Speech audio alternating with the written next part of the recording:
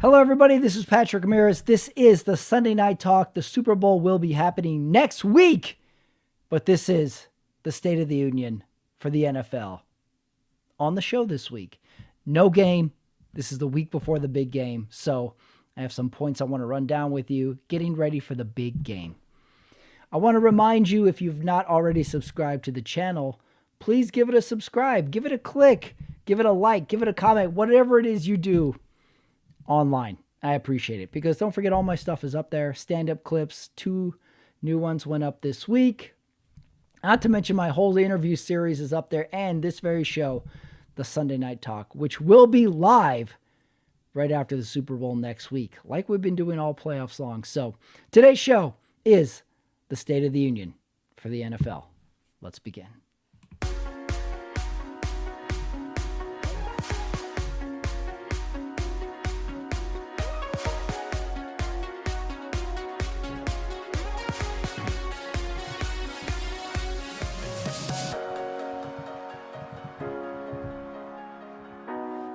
Okay, this is the Sunday Night Talk for the week of the Super Bowl, the Sunday in between the Super Bowl. I thought I'd take some time to share my thoughts with you, the NFL fan, of what it really takes in the week before the Super Bowl. Like, where's your mind at? Where are your hopes? Where are your desires? Where are your levels of interest for this game? Well, let's talk about it. If we're talking about me, this is the week that I really reflect. I'm talking big picture NFL stuff, because we've got this whole piece of Americana that we have to discuss, that we have to absorb, that we have to consume. That happens. That is the Super Bowl. So let's talk about it. Since this is the State of the Union for the NFL, Patrick Ramirez address, topic number 1, why is the NFL so important? Have you ever asked yourself that question? Do we ever really stop and ask ourselves, like, why is this game, why is this league, why are these players important to us? I think it's important to us because this is our sport. Football is America's sport. And we've already gone through so much with the season. We've invested so much in these players and these games and these levels of intrigue that this is the culmination of it. This is the crescendo of the season. And like any good drama, we got to see how it ends. Even if this season has upset you, you got to see how it ends.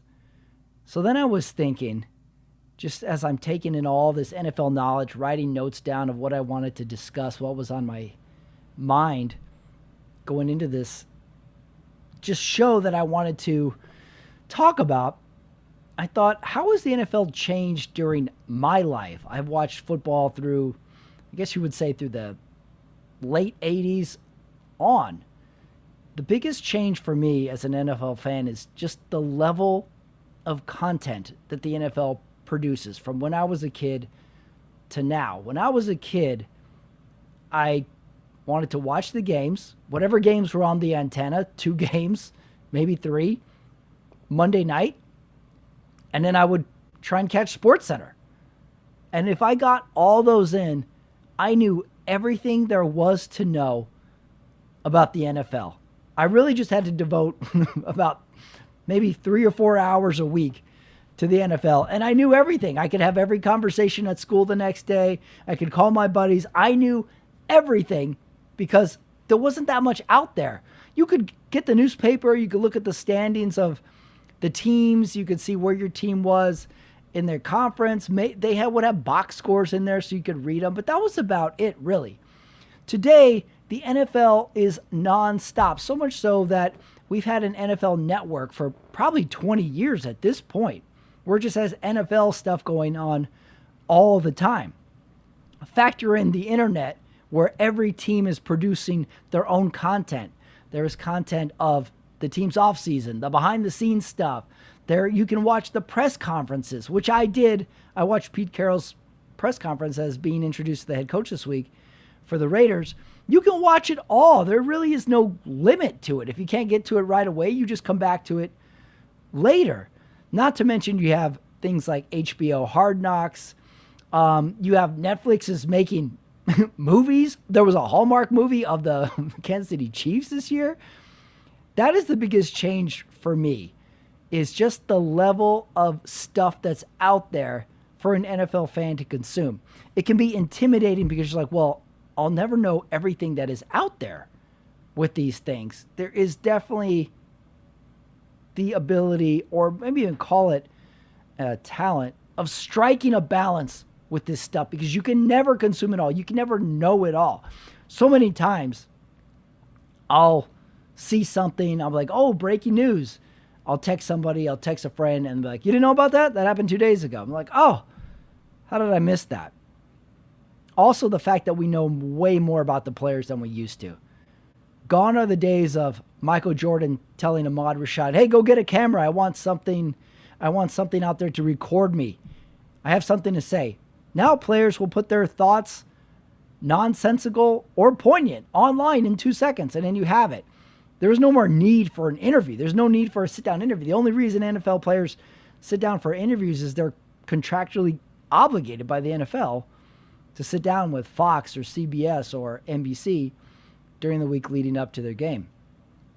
There is so much that you can consume, and thus you can't consume it all. That's the biggest change for me going from late 80s into 2012. Where it goes next, I have no idea. I don't know what more we can actually offer. Everything is on the table, and it's at the hands very much of the player. If they want to put a lot out, they can. If they don't, then they don't. It's like most do, though. All right, let's talk about the teams now, because we actually do have some teams in the Super Bowl here. Thinking about the teams, the Chiefs and the Eagles.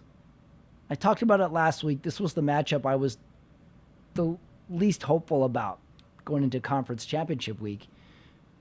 It's been a few days, and I have turned and I said, like, yeah, okay, I'm into this match. This matchup makes sense. I'm happy these two teams won the games in the way they did last week. So this offers the first question.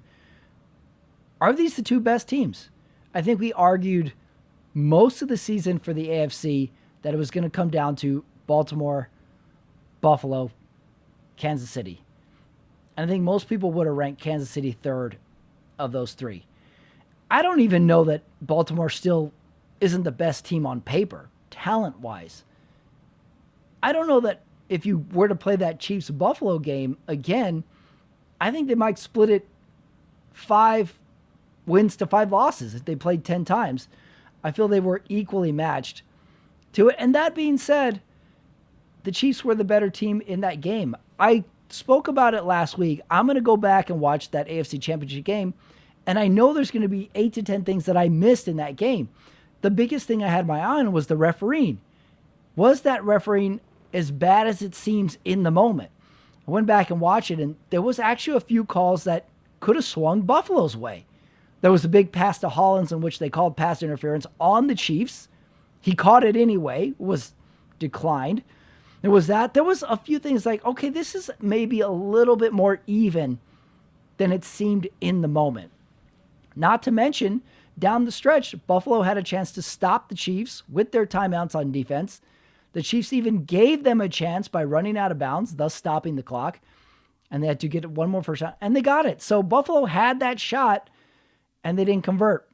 I feel the Chiefs were the best team in these playoffs. And this is a different Chiefs team than the regular season. We have to admit that. This is looking more Chiefs-like than what we saw in week 2 through 14. Maybe the whole season. Whether they flipped it on, they were planning for this, I don't know, but the Chiefs look like the Chiefs. At least they did in the last 2 games. Okay, what about the Eagles? Do the Eagles look like the best team? No. Do they play like the best team? That is more so the argument. They can run the ball. They can play defense. The biggest question mark is, what Jalen Hurts are we going to get? Because we got good Jalen Hurts in the NFC Championship. He's a quiet leader. If you were to say the game is going to be put in his hands, I would say the Chiefs would want that. If the Eagles come out running the ball really well with Saquon Barkley, who's having a phenomenal year, that puts them up. Can the Eagles play from behind? That's where I think it's too difficult for them. That being said, who knows? It's the Super Bowl. It's a neutral site. Sometimes these Super Bowls, if they don't start the way one team would like, it's hard to come back from that. One personal foul, one big penalty, one score being taken off the board. It's really a big game of managing emotions. That brings me to the coaching. Into this game, which team is better coached? Well, I think the Chiefs have a lot to offer on defense. The Eagles, as well, I don't think can play from behind. Offensive coordinator Kellen Moore has his work cut out for him. The Chiefs have really shown that their defense is championship level in the last 2 playoff games.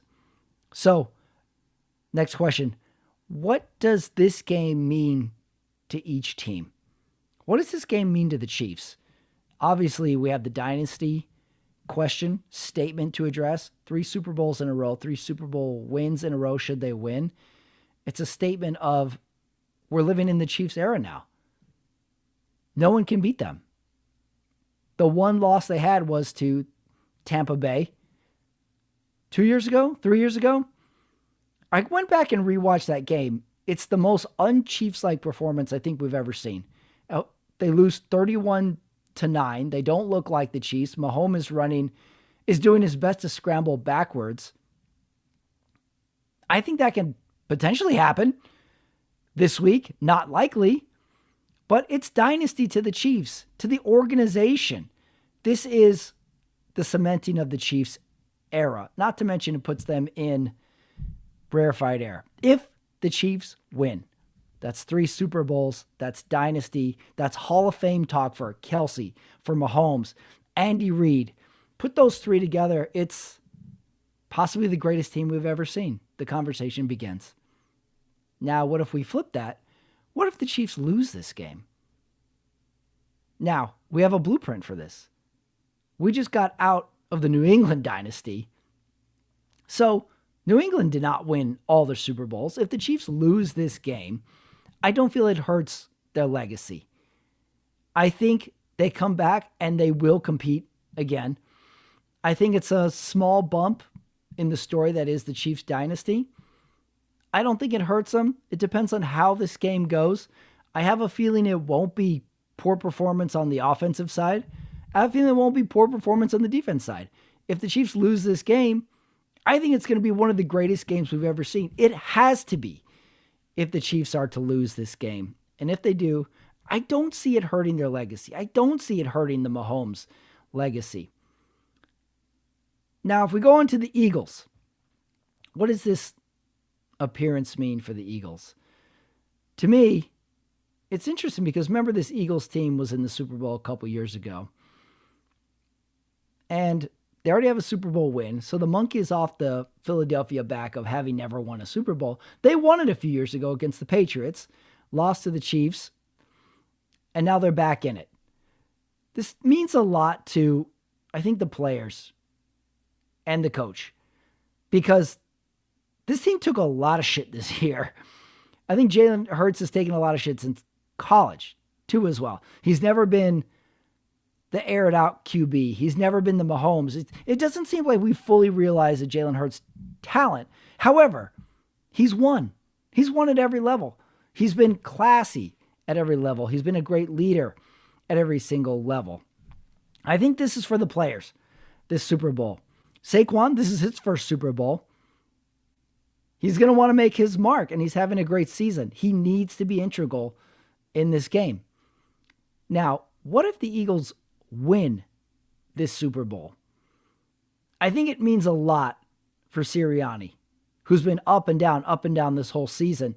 And he can finally say, look it, my plan worked. My QB worked. Us acquiring Saquon worked. It was ugly. It didn't look good at times. We almost lost to the Rams. The tush push, people hate. But it worked. And that's all that counts. Now, what if the Eagles lose this game? I think the main storyline that I'll be the most curious to see how this game plan works out is, what was the offensive game plan? Was it to lean heavy on the run?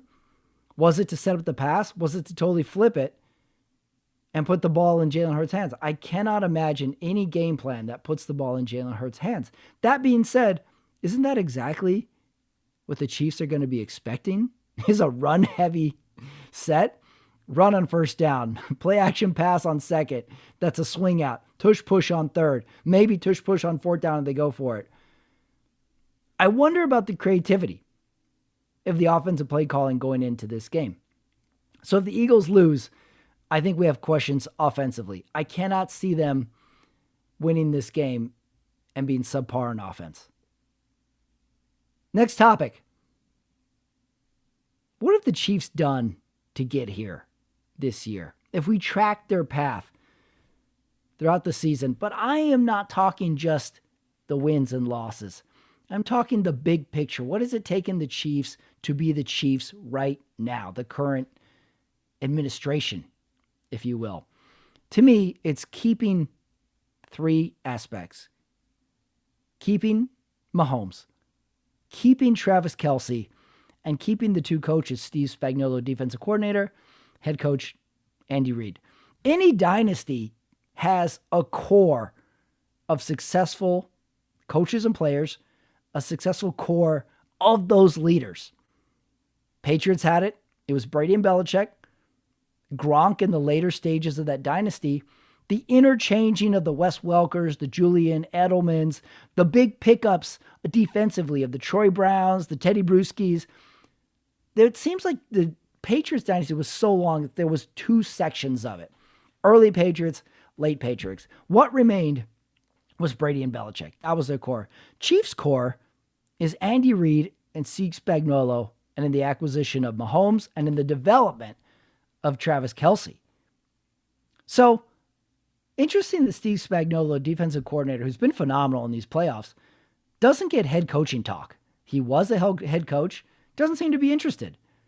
Keeping your defensive coordinator in the NFL after a success is so rare these days because look at all the playoff teams.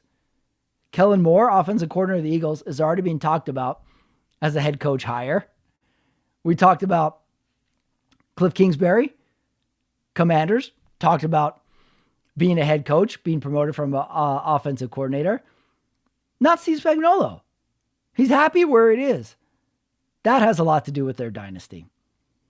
It's interesting. I watched the Super Bowl broadcast from last year, 49ers Chiefs.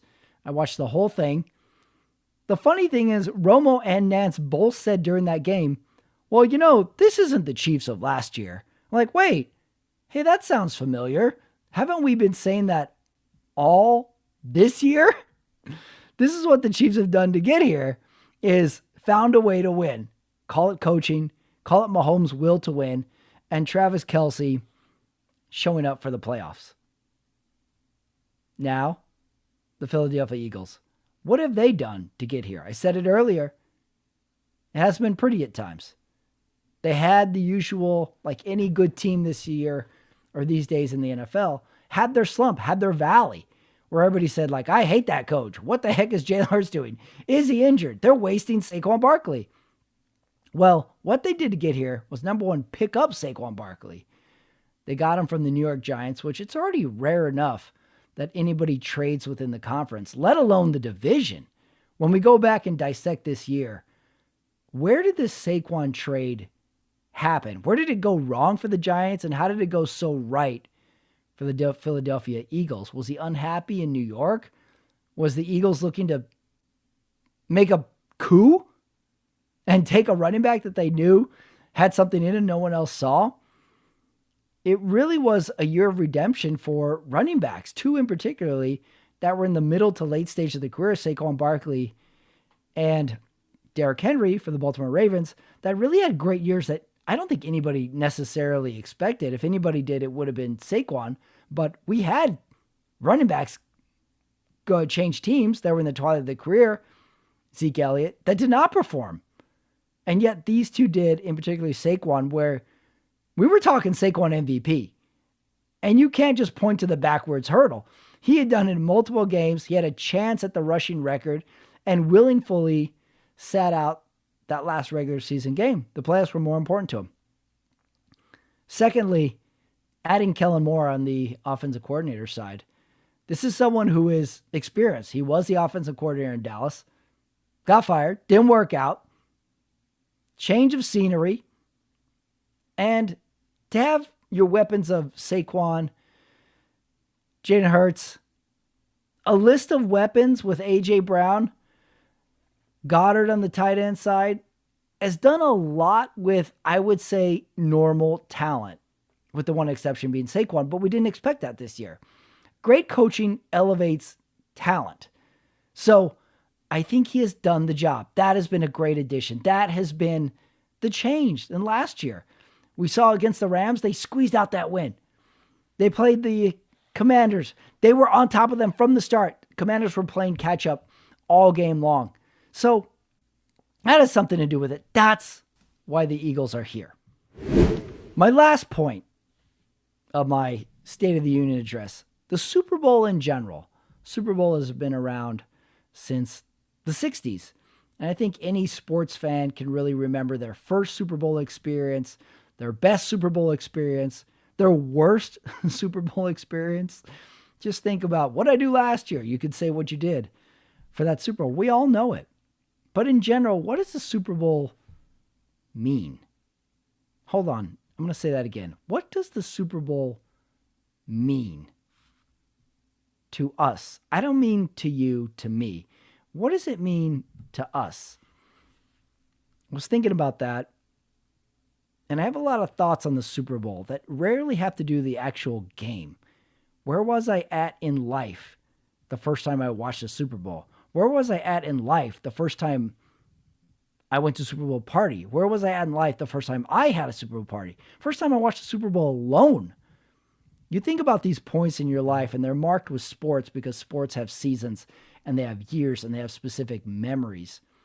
So the Super Bowl in general, the NFL in general, is something that takes us as a people from fall to winter. This is something we invest ourselves in all fall long into the winter. And now we're at the end of it. Arguments will be settled, although new ones will arise. But by and large, the argument is settled as who was the best team this year. How did they do it? Was my season a success, or was it a failure? This is what the end of the NFL means to us as fans, and even to the casual fan. The casual fan knows who's in the Super Bowl. The casual fan knows who won a Super Bowl. The casual fan could name you 3 to 5 NFL teams if they even followed the game. If your team is in the Super Bowl versus if your team is not, those are two very different Sundays. I've gotten to experience one Super Bowl in which my team was in it about 20 years ago, and we got blown out, and that was a rough day. I watched the game by myself in my dorm room because I was fearful that if anything goes wrong, I don't want to be around people. Although, you go back and watch that game, we were in it for one series. Got an interception, got a field goal, and then the onslaught happened. Little slight comeback at the end, but didn't happen. What if your team is not in the Super Bowl? I think that's the best way to watch the Super Bowl, to be honest. You're not as emotionally invested. You're just in it for the pageantry. You're in it for the fun. You're in it for the ride. Now, I have watched Super Bowls with people whose team was in the Super Bowl. I watched it in the Dallas years where their Super Bowl wins were blowouts, and that was essentially a party from halftime on. I've watched it where a fan of the team lost the Super Bowl. And that can be a quiet moment too, especially if they don't have their fans around them. If they're watching it solo with other people around that aren't fans of it, like, it's hard because you feel like you're on that island. You feel like you wore the clothes. You feel like you showed up encouraged, happy, motivated, and you're let down, and you say, why? You look for something or someone to blame. It's difficult. It's a hard day if your team is in the Super Bowl and they don't win. It's a long day if your team is in the Super Bowl, regardless if they win. You have to plan this day. You have to decide when you actually want to start watching the game because so much stuff starts hours before. And you have to decide how long into the coverage you want to continue watching it. And then you have to decide what level of engagement you want to go into the internet after that as well. If you're mainly a football fan, Super Bowl Sunday is really fun. If you're not a fan of the other teams, you spend the whole week leading up to it picking who you like, who you're going to root for, and why. What storyline you are intrigued by. What storyline do you like? What storyline do you not like? I said it last week that I didn't want to see these two teams in the Super Bowl. And now we're a week out, and I'm starting to talk myself into like 5 or 6 storylines. And I know they're going to change by the kickoff. So this is what it is to be a fan, is finding a reason to watch. You're going to watch. So you might as well think of a strategy of why you're going to watch. The other aspect of the Super Bowl that I think is fun, maybe the most fun, is what if you're just a peripheral fan of the NFL? You don't even have a favorite team. That might be the best way to watch the Super Bowl because nothing is invested. You don't feel bad for any of the teams. You don't feel overly good for any teams. And also all the stuff around the Super Bowl is interesting. It's almost like going to an amusement park and you're like, oh, look at that. There's a ride over there. Oh, maybe I'll go to that. Hey, I'm going to get some food. Maybe I'll go there. You know what? I'm going to keep walking. I'll see what I see. No matter what, at the end of the day, I will have had fun here. Maybe it won't be the best amusement park. Maybe it will. But I'm going to go along and just see what's happening. If you're a peripheral fan, you've got so much stimulation in the Super Bowl. You got the game itself. Okay, fine. But the halftime show, the national anthem, the commercials, who knows what you're going to see. What's also interesting is just the level of craziness that can happen in the Super Bowl. You just don't know. And as a fan, you can just sit back and go like, whoa, that was weird. Wow, that was a pretty good play. Do they always end up in this big a blowout? And at the end of the day, you just go back to work. That's your Super Bowl. Peripheral fan can enjoy a lot out of this day as well. Final point I want to make on my State of the Union for the NFL, for the Super Bowl, for football in general, for us the fans, whether you're casual, whether you're deep into it, whether you just don't have thoughts on the sport in general. Football is the best version of America. It's completely merit-based, although we're going to argue about the referees at some point. But by and large, this is the result, and it's fair. Secondly, the amount of manpower that it takes just to put on this game. Think about this. What effort does it go? What teamwork goes into having to put on a game? The field, the attendance, the VIP suites you have to fill, the halftime show, and on and on and on. Not to mention, all this has to run on time.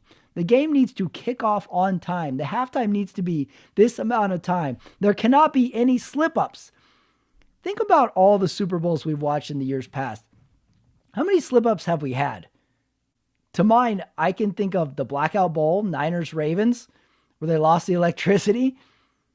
Maybe someone has ran on the field here and there. But for the most part, nothing stops this game. Nothing gets messed up. Think about that. And what it takes, it's just such a good union of people, of teamwork, of organization, of delegation to put on this game. Next point, the commercial aspect. This is the reason it all happens. Advertisers want people to see their product. A lot of people will be watching. Here's money. Show my product. That's the black and white of this, because the Super Bowl is free. It's free to watch the Super Bowl. You need a TV and you need an antenna. That's it. You don't need cable. You don't need streaming services. You don't pay a ticket for attendance. You just watch it. It's free. So how does it make money? Through the advertisers, through the ticket sales, through all these things. So that's the reason we're here. It's quite the successful commercial model, because we certainly have a lot of sports. They don't generate what the Super Bowl generates. They don't generate what the NFL generates. The NBA is down in viewership. We have alternative football leagues every offseason. They don't do well. In fact, I can think of 5 of them that have folded. The NFL has made it work. The NFL has grown and mastered the art of advertising and consumerism. The athletes make millions of dollars because they can be paid millions of dollars, because the game generates millions of dollars. The next point I want to make is a champion is crowned. Next week, we'll have a champion. We'll have a king of the world. We'll have an MVP. We'll have a, goddamn, they won the Super Bowl. This team wins the important games, made the best game plan, acquired the best players, and on the most important stage, performed. We'll have our answer. And just like the Super Bowl marks the end of the season, it also marks we as a people, we as fans, look forward to the spring now and the birth of a new year. Our lives begin again. Our days are different. Our conversations are different.